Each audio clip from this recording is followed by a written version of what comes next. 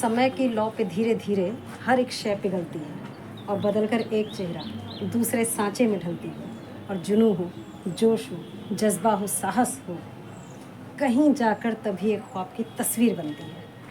तो कई ख्वाब ज़िंदगी में जब हम नई उम्र में शुरू करते हैं तो बहुत सारे ख्वाब ज़िंदगी में हम लेकर के चलते हैं। उसमें से कुछ ख्वाब तो साकार हो जाते हैं और कुछ ख्वाब जो ऐसे होते हैं वो पीछे छूट जाते हैं। और उम्र के उस पड़ाव पर जहाँ पर हम काफ़ी दूरी तय कर चुके होते हैं, शक्लें बदल चुकी होती हैं, चेहरे वो बदल चुके होते हैं क्योंकि उम्र का असर हावी हो जाता है चेहरे पर, तब हमें वो सपने याद आते हैं जो हमने एक समय कभी देखे होंगे, कभी बुने होते हैं। कुछ सपने हमें मिल गए लेकिन कुछ सपने अधूरे रह जाते हैं। तो कुछ सपने, उन सपनों की तब याद आती है। और इसी के साथ, ये इन बातों के साथ आपको हमारा धन्यवाद। नमस्कार। धन्यवाद। आज मेरे साथ में है मेरी बहुत पुरानी साथी, हम लोग की ज्वाइनिंग एक साथ की है, श्रीमती ममता मैडम। और हम लोग पहाड़ की सर्विस एक साथ शुरू हुई थी ना मैडम? जी बिल्कुल। और आज हम मिले हैं यहाँ पर हल्द्वानी में। तो ये समय देखिए, अभी चूँकि थोड़ा सा समय मुझे मिला था और मुझे समय की बर्बादी सबसे ख़राब लगती है। जी बिल्कुल। तो मैंने सोचा कि क्यों ना उसका उपयोग कर लिया जाए। अब मैंने आज जो सोचा, अब आपको देखकर, आपके पास भी थोड़ा समय था और मेरे पास भी था, तो मैंने ये सोचा कि इतना जो समय है उसमें 5-10 मिनट 15 मिनट आपसे बात करके कुछ संदेश पहुंचाया जा सकता है, निकाला जा सकता है। तो ममता मैडम, इस समय वर्तमान में आप अपना परिचय स्वयं दीजिए। पहले आप कहाँ थे और वर्तमान में आप कहाँ हैं? नमस्कार मैम, थैंक यू। आपका बहुत बहुत आभार कि आपने मुझे अपने इस कंटेंट में शामिल किया है। तो मैम, मैं सबसे पहले तो मेरी जो है नौकरी की पहली शुरुआत होती है जी GGHS मानिला से। जी। पहली नियुक्ति थी हाँ, सल्ट में है, सल्ट में, जो कि दूरस्थ एरिया में आता है। और काफ़ी लंबे समय के बाद हम लोग को सुगम आने का मौका मिला है। बिल्कुल। और अभी 2 वर्ष पूरे नहीं हुए। 2 वर्ष अभी हमारे पूरे नहीं हो पाए हैं। तो वर्तमान में आप GGIC सुल्तानपुर में मैं इस समय जो है कार्यरत हूँ। हाँ, और सुल्तानपुर पट्टी है ना? जी, सुल्तानपुर पट्टी। और एज ए हिंदी टीचर, यानी हिंदी सहायक अध्यापिका के पद पे मैं अभी कार्यरत हूँ। और जिस पे हाँ काम चल ही मेरा चल रहा है। देखिए, मैंने आपसे बातचीत करने का मन क्यों बनाया, क्योंकि मुझे थोड़ा समय मिला। तो हम लोग पहले काफ़ी समय तक आप चार्ज पे रहीं वहाँ पर, तो हम लोग एक साथ आते जाते थे, तो वो गाड़ी में बातें होती थी अक्सर, काफ़ी दुख सुख है ना, क्योंकि और उसमें बहुत सारी बातें निकल के आती थी। जी। तो मुझे ममता मैडम की एक बात ध्यान आई कि मैं भी लिखती थी। जी, याद कीजिए उस समय को जी, कि मैं भी लिखती थी कविताएं। वो क्यों खो गई और कहाँ खो गई, वो चीज़ें, वो शौक़ कहाँ रह गए? मैंने कहा कुछ सपने साकार हो जाते हैं और कुछ सपने जब हम उम्र के आगे के पड़ाव पर देखते हैं तो वो हमको पीछे खड़े कहीं नज़र आते हैं। तो वो पहले तो मुझे ये बताइए कि आपका जो ये कविताओं का शौक़ था, तो एक देखिए संवेदनशील मन ही लिखता है कविताएँ, जी, वो आपके पास है। तो वो जो शौक़ था, जिस समय स्कूली टाइम से आप लिखते रही हैं विषय? जी मैम, मैं मुझे याद है कि जब मैं शायद 6 या 7th में पढ़ती थी। अच्छा। तो यूँ ही मैं ऐसे ही बाहर अपने घर के आंगन में शाम का समय था, टहल रही थी, तो अचानक मुझे एक तितलियों का झुंड दिखाई दिया, काफ़ी रंग बिरंगी उड़ती हुई। हाँ। तो वो मेरी पहली कविता थी जिसने मुझे एक उड़ान दी। अच्छा, कोशिश की बहुत मैंने। बढ़िया। हाँ। तो मैंने तितलियों पे, मुझे याद है शायद 2 पृष्ठ का मैंने एक कविता लिखी थी। क्या बात है। बहुत, मतलब उस समय जो मेरी बाल कल्पना थी उसके अनुसार बहुत बढ़िया कविता थी। और वहीं से फिर मैंने जो है अपनी लेखनी शुरू की। चूँकि मैं थोड़ा संवेदनशील थी बचपन से ही, और हर चीज़ को मैं बहुत संवेदनाओं के साथ लेती थी, चाहे वो किसी की परेशानी हो, किसी का दुख हो, तो मैं सोचती थी कि अच्छा हाँ, अगर ये मेरे साथ हो या मैं इस दुख से उसका आमना सामना हो तो मैं कैसा महसूस करूँगी। तो मेरी ये चीज़ मेरा थोड़ा शायद उसे कह सकते। तो मेरी बातचीत चल रही थी ममता मैडम से और उस समय थोड़ा मोबाइल हैंग कर गया था, तो वो रिकॉर्डिंग आधी टूट गई थी। मैं उस तारतम्यता को फिर से स्थापित करती हूँ और ये कोशिश करूँगी कि वो जो उनका मंतव्य था, जो उनकी बातें थीं, मैं उसको कंटिन्यू कर सकूँ, उसको आगे तक ले जा सकूँ, उसमें एक निरंतरता बनी रहे।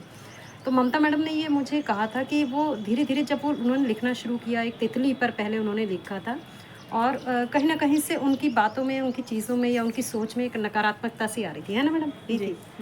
तो फिर वो आगे चल करके शायद कहीं इस नकारात्मकता का आपकी लेखनी पर भी असर पड़ा? मैम, नकारात्मकता का लेखनी पर असर ऐसा नहीं है कि पड़ा हो। हाँ, ठीक है, मैंने थोड़ा बहुत संवेदनशीलता को लेते हुए भी लिखी, कहीं कहीं पर हास्य के रूप में भी लिखी।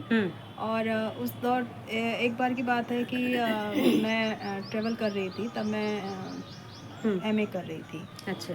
तो गाड़ी में बहुत सारे लोग बैठे हुए थे और शायद चुनाव का दौर था, तो चर्चा परिचर्चा चल रही थी। तो उसी में मैंने बैठे बैठे एक यही राजनीति पे एक कविता लिखी कि राजनीति में वोट मांगने के लिए नेता किस किस तरह की अपने हथकंडे अपनाते हैं। तो वो भी मुझे थोड़ी सी अच्छी लगी।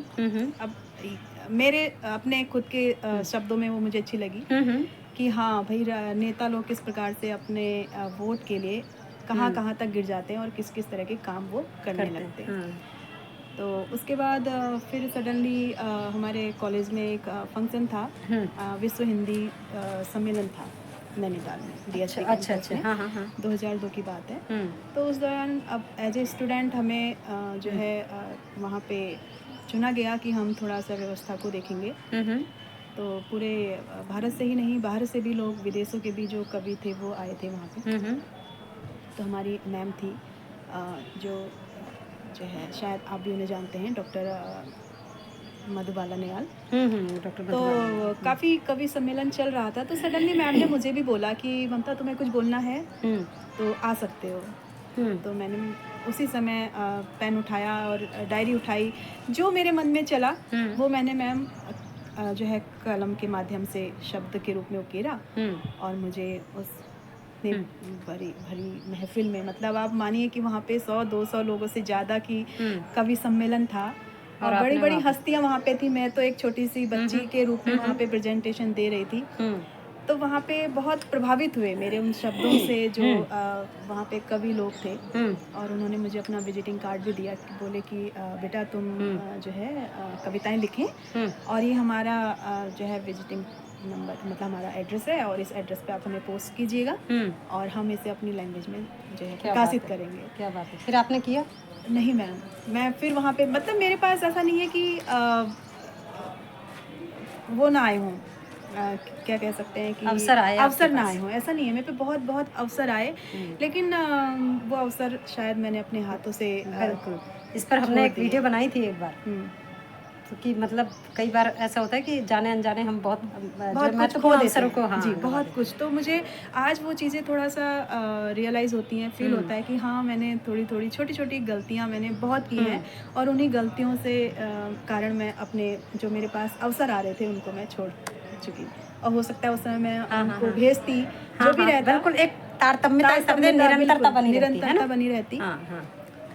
तो देखिए, हाँ, साहित्य का जो मकसद होता है ना, जैसे मैथिली शरण गुप्त कहते हैं कि केवल मनोरंजन न कवि का कर्म होना चाहिए, उसमें उचित उपदेश का भी मर्म होना चाहिए। जी बिल्कुल। और साहित्य जो है वो समाज के लिए रचा जाए और समाज तक ना पहुँचे, तो कहीं ना कहीं थोड़ा चूक हमारी है। ममता मैडम, हमारी लेखनी चलती है तो उसको आप सामने लेकर के आएँ, पुस्तकाकार रूप में लेकर के आएँ, समय निकालें, कैसे भी करें। जी मैम, है ना, कोशिश करूँगी, क्योंकि मैंने अभी थोड़ी देर पहले पहली वीडियो में भी कहा था, जो हमारी जो है नहीं हो पाई है, जो है मैंने उसमें कहा था कि आपकी जो रचनाएं हैं वो कहीं ना कहीं प्रेरित करती हैं कि हाँ भाई, वो ना एक सोया हुआ इंसान होता है कि अरे भाई अब तू जाग जा। एक अलार्म के रूप में आपकी जो कविताएं हैं वो मुझे जगाती हैं, लेकिन फिर कुछ ऐसा विपरीत परिस्थितियाँ आती हैं कि मैं फिर सो जाती हूँ। वो मेरा अलार्म कुछ समय के लिए ही चल पाता है, लेकिन अब कोशिश करूँगी कि मैं जो है आपकी लेखनी रूपी अलार्म को अपने लाइफ में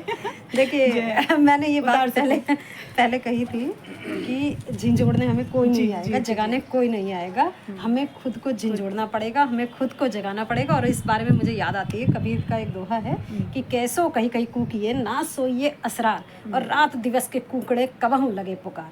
जब आप निरंतरता उसमें बनाए रखेंगे ना कि नहीं ममता, तू लिखती है और तुझे लिखना है, ये पब्लिश करवाना है, ये सामने लाना है जिससे कि बाकी लोग भी पढ़ें, तो उसमें धार भी लगेगी और चीज़ें भी पब्लिक के सामने आएगी। तो आपने एक बार ये भी कहा था कि जो बच्ची को आप लोरी सुनाते हैं, आपकी स्वरचित होती हैं, ये बहुत बड़ी बात है मैडम, बहुत बड़ी बात। आप मौलिक जो है दे रही हैं बच्ची को, लेकिन मैं ये चाहूँगी कि वो सारी चीज़ें आपकी प्रकाशित हों, सामने आए, पाठक जो अभी भी साहित्य को पसंद करते हैं वो उनको पढ़ें, उसका आनंद लें। तो इसलिए अपने शौक़ को आप तिलांजलि मत दीजिए जी, और बिल्कुल। उसको जो है सोने मत दीजिए, जगाए रखिए उसको, है जी ना? मैम, प्रयास मेरा रहेगा कि मैं अपने शौक़ को आगे बढ़ाऊँ। जी। इवन कि कॉलेज लाइफ में भी मेरी 2-3 कविताएँ जो मैगज़ीन होती हैं कॉलेज की, उसमें भी कॉलेज की। प्रकाशित हुई थी। क्या बात है! जी। हाँ। तो लेकिन वही है ना कि अवसर बार-बार आए, बार-बार मैं उनको छोड़ती गई और शायद अब इसी वजह से वो अवसर अब मेरे पास नहीं आ पा रहे हैं। नहीं, अभी भी ये देखिए, जब तक साँस है तब तक आस है। जी, जी, तो बिल्कुल। आखिरी अभी तो उम्र हमने आधी तय की है। आप तो मेरे से काफ़ी छोटी हैं, तो अभी तो बहुत सारा समय पड़ा है और अभी तो कहाँ तक पहुँचेंगी। और मैं चाहती हूँ कि ममता मैडम की किताबें पब्लिश हों, आएँ, मेरे हाथ में भी आए, मैं भी पढ़ूँ, टिप्पणी भी करूँ, समीक्षा भी जी, करूँ, बिल्कुल, बिल्कुल। है ना? तो आप इसके माध्यम से दर्शकों को क्या संदेश देना चाहेंगी? देखिए, मैं हमेशा यही चाहती हूँ कि कोई पल कहीं बर्बाद ना जाए, वो किसी न किसी जीवन का संदेश उसमें निकल आए। जी। तो क्या कहना चाहोगे आप? मैम, दर्शकों से ज़्यादा तो पहले मैं अपने लिए कहना हाँ, चाहूँगी अपने लिए भी। कि सबसे पहले मैं खुद को अपना मोटिवेट करूँ, हाँ, तभी मैं दूसरे के लिए भी बोल हाँ, सकती हाँ, हूँ कि जो वाक़ई में आपने एक शब्द कहा कि समय अलग से हमारे लिए नहीं नहीं आएगा, है। हाँ, तो वो बिल्कुल सत्य है। तो हमारे लिए समय हमें खुद निकालना होगा, बिल्कुल। विषम से विषम परिस्थितियों में भी जी। कहीं न कहीं कुछ पल हमें अपने आप को देने होंगे, वरना ये लाइफ़ तो हमारी बहुत छोटी है। बिल्कुल। आज की डेट में कब क्या हो जाए कुछ नहीं कह सकते। हुँ, तो अगर हम कुछ बल्कि ये मेरा बचपन से एक शौक़ था कि भई चाहे ज़िंदगी कितनी छोटी हो मैम या चाहे कितनी लंबी हो, कुछ ऐसा करके जाना है कि लोग याद करें। पीछे पद चिन्ह रहे। जी, बस मेरा ये एक था उद्देश्य कि होना चाहिए। मैं अननोन नहीं बनना चाहती कि नहीं मुझे कोई नहीं जान रहा है। कुछ ऐसा हो हमारी लाइफ़ में कि हमें आने वाली पीढ़ी या हमारे ही जो है कोई एक संदेश। विरासत कुछ जी, रहे। जी, बिल्कुल कि हाँ, ये भी इस दुनिया में जैसे और लोग भी आते हैं कि कितने लोग चले गए, हम उन्हें याद करते हैं। हाँ, हाँ। तो कहीं न कहीं हमारे जीवन में इस तरह का हर किसी का एक एम होना चाहिए कि हमें आने वाली पीढ़ी कुछ किसी न किसी तरह से याद करे, वो भी अच्छे वे में। अच्छे, बिल्कुल, बिल्कुल, क्योंकि तो आज का हमें समाज बहुत बहुत नकारात्मक खबरें सुनने को बिल्कुल, मिलती हैं बिल्कुल ना। समाज में इतनी ज़्यादा विकृतियाँ, बुराइयाँ, हाँ। विकृतियाँ पैदा हो चुकी हैं कि इस तरह का अपने आप को उकेरना कि लोग हमें आने वाले समय में भी याद करें, हमारी बहुत बड़ी उपलब्धि है। हाँ, हाँ। तो यही मेरा संदेश है कि हम कुछ ऐसे अपने पद चिन्ह छोड़ के जाएँ कि उसकी स्मृतियाँ आने वाले समय में भी हम सभी की रहें। तो चलिए, ममता मैडम से थोड़ी-सी हमारी बातचीत हो गई और उस बातचीत में बहुत सारी सार्थक बातें भी निकल कर के आईं। मैं ये कहती हूँ, एक तो ख्वाब तो इनका साकार हुआ कि ये स्वावलंबी हैं और अभी कार्यरत हैं, शासकीय सेवा में हैं। और दूसरा मैं वो कहूँगी, वो लिखती हैं, लेकिन अभी विधिवत उनकी कोई पुस्तक नहीं आई है और उसमें उन्होंने जो एक साहित्यिक रूप में वैसे निरंतर सक्रियता है वो नहीं दिखाई है।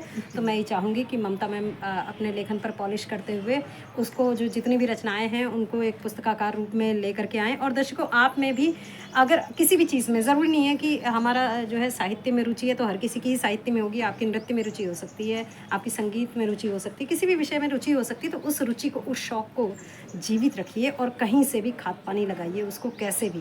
क्योंकि देखिए, स्वावलंबी होना एक अलग पहलू है और उसके साथ उसमें जो है एक जो है रंग बिरंगे फूल खिलना जीवन के वृक्ष पर, वो एक साथ अलग है ना। क्योंकि जब वो सुरभि, वो सुगंध फैलेगी तो उसके मायने कुछ और होंगे।